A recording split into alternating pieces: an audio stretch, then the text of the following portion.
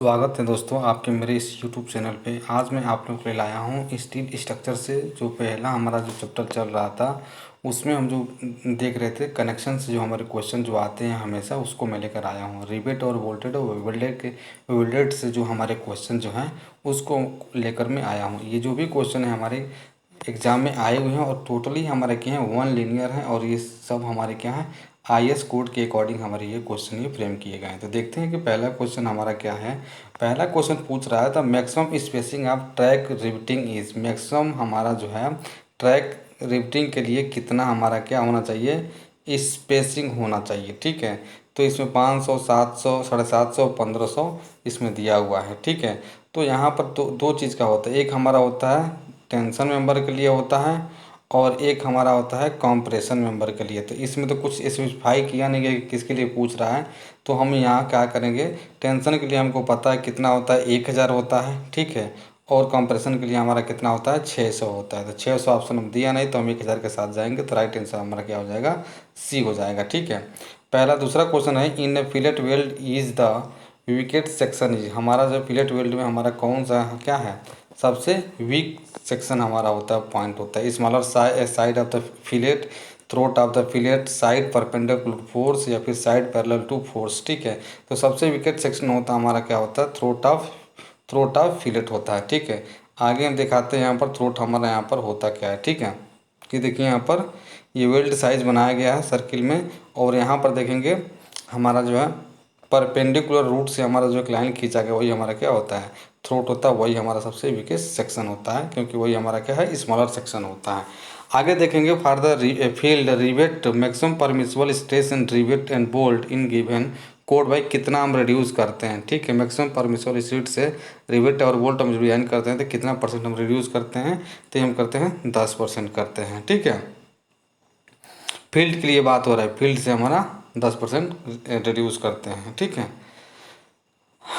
अगला क्वेश्चन पूरा in calculating area to be deducted for the bolt 36 mm diameter the diameter of the hole shall be taken. 36 mm अगर हमारा diameter bolt है हमारा तो उसके लिए डायमीटर ऑफ होल कितना होना चाहिए। ठीक है, तो हमको पता है, क्या पता है कि हमारा जो होता है डायमीटर अगर हमारा क्या है 12 तक है हमारा, तो हम क्या रखते हैं, होल का डायमीटर रखते हैं, होल का डायमीटर रखते हैं हम D+1 रखते हैं। ठीक है, वही अगर हमारा 12 से 24 के बीच में है तो हमारा क्या रखते हैं, D+2 रखते हैं। और फिर हमारा क्या होता है 24 से ग्रेटर देन हो जाता है तो हम रखते हैं D+3 रखते हैं। तो D+3 मतलब कितना, 36 है हमारा है तो 24 से ज़्यादा ही हो रहा है तो 3 होना, 26, 36 और 3 कितना 39 होता है। 39 ऑप्शन में दिया नहीं तो हमारा एप्रोप्रिएट आंसर क्या हो जाएगा, डी हो जाएगा। ठीक है, नेक्स्ट क्वेश्चन देखते हैं the type of weld use to connect two plate a lap joint. Lap joint से हमारा क्या है, लैप जॉइंट तो पहले हम देख लेते हैं ये और ये होता है। ठीक है, तो इससे हम इसको किस वेल्डिंग से हम इसको क्या करते हैं, जोड़ते हैं। तो ये हमारा होता है, यहाँ पर एक वेल्डिंग कर देंगे और यहाँ पर वेल्डिंग कर देंगे, ये हमारा क्या होता है, फिलेट वेल्ड होता है। तो हम क्या किससे ज्वाइन करेंगे, फिलेट वेल्ड से ज्वाइन करते हैं। ठीक है, लैप ज्वाइंट की बात हो रहा है। ठीक है, अगर दो हमारे मेंबर हो सेम अगर ज्वाइन करना है हमको ऐसे तो इसको हम लोग वेल्डिंग कर देते हैं, इसको हम लोग बट वेल्ड बोलते हैं। ठीक है, नेक्स्ट क्वेश्चन देखते हैं, पूछ रहा है a rivet joint can be fail. ठीक है, fail in tearing of plate only, shearing और बीरिंग प्लेट या फिर रिवेट ओनली या फिर एनी वन। ठीक है, तो हमारा जो होता है रिवेट हमारा क्या है, किसी में भी फेल हो सकता है, कोई भी केस में हमारा हो सकता है, टीयरिंग बीरिंग और सीयरिंग किसी में भी हो सकता है। ठीक है, आगे क्वेश्चन देखते हैं, पूछ रहा है तो gross diameter of 14 mm nominal diameter rivet. ठीक है, अगर हमारा है क्रॉस डायमीटर पूछ रहा है और हमारा नॉमिनल डायमीटर से 14 mm दिया हुआ है तो उसका ग्रॉस डायमीटर कितना होगा, मतलब डायमीटर ऑफ होल हमारा कितना होता है। ठीक है, तो हमको पता है कि रिवेट के कनेक्शन में 25 तक अगर हमारा क्या है नॉमिनल डायमीटर है तो हम D+ क्या करते हैं 1.5 करते हैं डायमीटर ऑफ होल। ठीक है, तो 14 दिया है तो उसमें 1.5 हम जोड़ देंगे तो कितना हो जाएगा, 15.5 हो जाएगा। और 25 से ऊपर जब जो होता है तो D+2 होता है रिवेट के केस में। ठीक है, नेक्स्ट देखते हैं effective length of weld size कितना होता है। तो इफेक्टिव लेंथ हमारा कितना होता है, L-2S होता है। ठीक है, L-2S होता है। अगर मान लीजिए कोई प्लेट है हमारा, ठीक है, और इसको हमको वेल्डिंग करना होता है तो किनारे किनारे का जो यस होता है वो इतना इफेक्टिवली नहीं होता है। ठीक है, तो इसको हम लोग माइनस कर देते हैं इससे बचने के लिए हम लोग क्या करते हैं, इन रिटर्न्स भी दोनों तरफ हम लोग प्रोवाइड कर देते हैं, जो उसकी साइज़ कितनी होती है 2s होता है। लेकिन यहाँ पर ऑप्शन की बात करेंगे तो ये l-2s होता है। ठीक है, आगे देखते हैं। Minimum pitch of rivet shall not be less than, rivet का हमारा मिनिमम पिच कितनी होना चाहिए, ये हमारा होता है 2.5D होता है, 2.5D होता है। ठीक है, इसका राइट आंसर कितना हो जाएगा, बी हो जाएगा। ठीक है, नेक्स्ट देखते हैं। The strength of field rivet की बात हो रही है compare to soft welded is. ठीक है, कि सेम होता है या फिर 89%, 90% या फिर 75%। तो हमको पता है सॉफ्ट से हमारा फील्ड का स्ट्रेंथ कितना होता है, 10% कम हो जाता है, मतलब 90% हो जाएगा। ठीक है, नेक्स्ट देखते हैं। कह रहा है कि if the P and D R the pitch and gross diameter of the rivet, efficiency of rivet joint is given by. तो इफिशियंसी बराबर हमको क्या पता है, इफिशियंसी बराबर होता है स्ट्रेंथ ऑफ ज्वाइंट, ज्वाइंट अपन होता है स्ट्रेंथ ऑफ प्लेट होता है, स्ट्रेंथ ऑफ प्लेट होता है। ठीक है, तो हम इफिशियंसी हम निकाल रहे हैं, अगर हम ज्वाइंट की बात कर रहे हैं तो P होता है P-D इंटू टी होता है, और इंटू हमारा क्या परमिसिबल स्ट्रेस होता है। अपान में हमारा अगला स्ट्रेंथ ऑफ प्लेट, मतलब स्ट्रेंथ P होता है, P मतलब पर पिच की हम निकालते हैं। ठीक है, पिच हो गया इंटू परमिसिबल स्ट्रेस। तो परमिसिबल स्ट्रेस से परमिसिबल स्ट्रेस कट जाता है, टी से हमारा टी कट जाता है, तो क्या बचता है P-D इंटू अपन हमारा बचता है P बचता है। तो इसका जो राइट आंसर क्या हो जाएगा, वो हमारा क्या होगा, वो हमारा हो जाएगा बी हो जाएगा। ठीक है, राइट आंसर हमारा क्या होगा, बी होगा। ठीक है, नेक्स्ट देखते हैं। Effective throat thickness and size of weld are connected as. ठीक है, तो हमारा इफेक्टिव थ्रो थिकनेस बराबर जो होता है फार्मूला, इफेक्टिव थ्रो थिकनेस बराबर होता है के इंटू यस होता है। यस हमारा क्या होता है, साइज ऑफ वेल्ड होता है, और के हमारा क्या होता है, angle of fusion of surface होता है, मतलब थीटा का वैल्यू होता है। थीटा का वैल्यू से हमारा क्या होता है, ये डिसाइड किया गया होता है कितना वैल्यू आता है। जनरली हम कितना 0.7 लेते हैं। ठीक है, तो इसका राइट आंसर होगा हमारा सी होगा।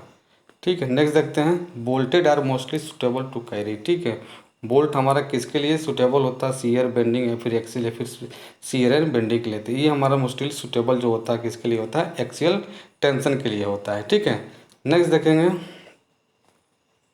यहाँ पर दिख रहा है पिक द रॉन्गली रिटर्न। ठीक है, कौन सा हमारा क्या है, रिटर्न गलत है, इनकरेक्ट स्टेटमेंट है एजम्पशन ऑफ रिवेट ज्वाइंट के लिए। एजम्पशन हमारा जो रिवेट ज्वाइंट का मानते हैं, कौन सा ये हमारा जो एजम्पशन हमारा गलत है। तो पहला देखते हैं, फ्रिक्शन इन प्लेट इज क्या है हमारा, नेग्लेजिबल, ये हम क्या करते हैं मानते हैं सही है हमारा। ठीक है, uniform stress in plate is not consider. ठीक है, हमारा जो होता है प्लेट का स्ट्रेस जो होता है, कह रहा है कि नॉट कंसीडर। ठीक है, लेकिन ऐसा नहीं होता है, इसको हम लोग क्या करते हैं कंसीडर करते हैं। तो यहाँ पर नॉट नहीं होगा, अगर नहीं होता तो क्या होता, ये करेक्ट होता, लेकिन यहाँ पर रॉन्गली वाला पूछा, तो इसका जो आंसर क्या होगा, यही हमारा बी आंसर हो जाएगा। बाकी पूछा bending moment in is not taken into the consider, ये भी सही है, और total load on the joint is equal to shear in all rivet, ये भी सही है। हमसे गलत वाला पूछा तो गलत हमारा क्या बी हो जाएगा। ठीक है, आगे देखते हैं।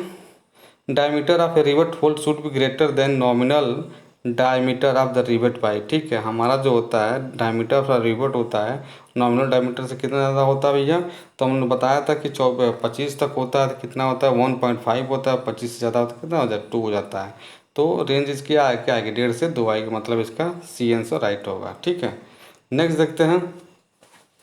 According to Unwin's formula relationship between diameter of rivet hole D in mm and thickness of plate T is mm। तो इसका जो होता है राइट आंसर 6.10 T होता है। T हमारा क्या और thickness of plate in mm में होता है। ठीक है, नेक्स्ट देखते हैं।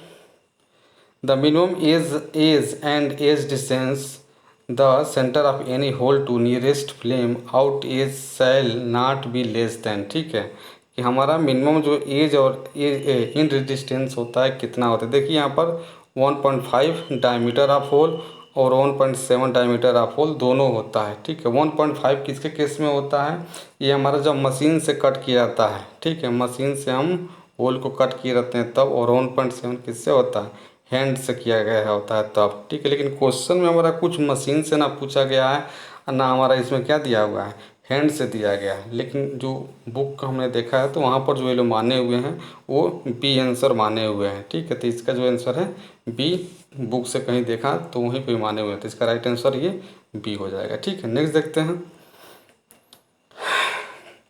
The distance between two rivet measured perpendicular direction of applied force is known as. ठीक है, तो ये हमारा कोई प्लेट है और ये हमारा क्या है, कोई फोर्स अप्लाइड पी कर रहे हैं और ये हमारा क्या है, बोल्टेड रिवेटेड ज्वाइंट है। ठीक है, तो पूछ रहा है कि इस डायरेक्शन से परपेंडिकुलर जो डिस्टेंस होता है उसको हम लोग क्या बोलते हैं, तो लोड के डायरेक्शन के परपेंडिकुलर जो होता है उसको हम लोग गेज बोलते हैं, उसका वैल्यू क्या होता है, जी होता है। ठीक है, अगर वही हमारा क्या डायरेक्शन ऑफ फोर्स के अकॉर्डिंग होता है, parallel to direction of force, तो वो हमारा क्या होता है, पिच हो जाता है। ठीक है, नेक्स्ट देखते हैं। ठीक है, कह रहा है maximum size of fillet weld for a plate of square edge. Square edge के लिए हमारा कितना मैक्सिमम साइज ऑफ वेल्ड होता है, तो हमारा कितना होता है, ये होता है मैक्सिमम साइज के लिए 1.5।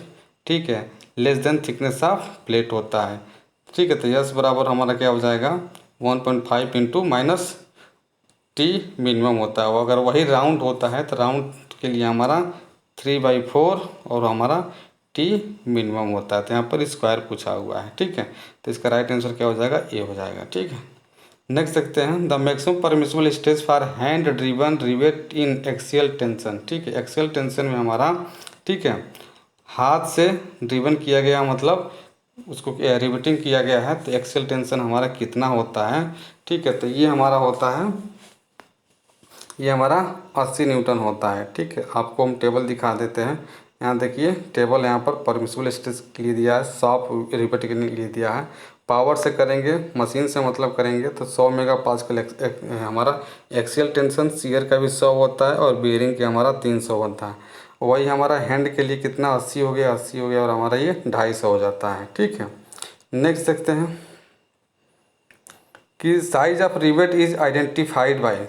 रिवेट का जो हमारा जो होता है साइज कैसे आइडेंटिफाई करते हैं, तो ये हम करते हैं डायमीटर ऑफ शैंक से करते हैं। ठीक है, डायमीटर ऑफ शैंक से करते हैं। ठीक है, ये हमारा कुछ इस तरह से रिवेट होता है और ये इसको हम लोग क्या बोलते हैं, इसको हम लोग शैंक बोलते हैं, ये हमारा हेड होता है। ठीक है, नेक्स्ट देखते हैं कि the throat in fillet weld is side large side of the triangle of the fillet, hypotenuse of the triangle of the fillet, small side of the triangle of the fillet, या फिर क्या होता है perpendicular distance from root to hypotenuse. तो ये हमारा क्या होता है, थ्रोट होता है। ये हमने बताया ना कि ये होता है, उसके बाद से ये हम लोग वेल्डिंग किए रहते हैं, इसी डिस्टेंस जो होता है और ये रूट से परपेंडिकुलर जो होता है डिस्टेंस, ये हमारा क्या होता है, थ्रोट होता है। ठीक है, नेक्स्ट देखते हैं। यहाँ पर ये देखिए फोटो भी बनाया गया है थ्रोट का होता क्या है। ठीक है, next the actual thickness of butt weld when the compare to the thickness of the plate. ठीक है, एक्चुअल टेन हमारा थिकनेस जो होता है बट वेल्ड से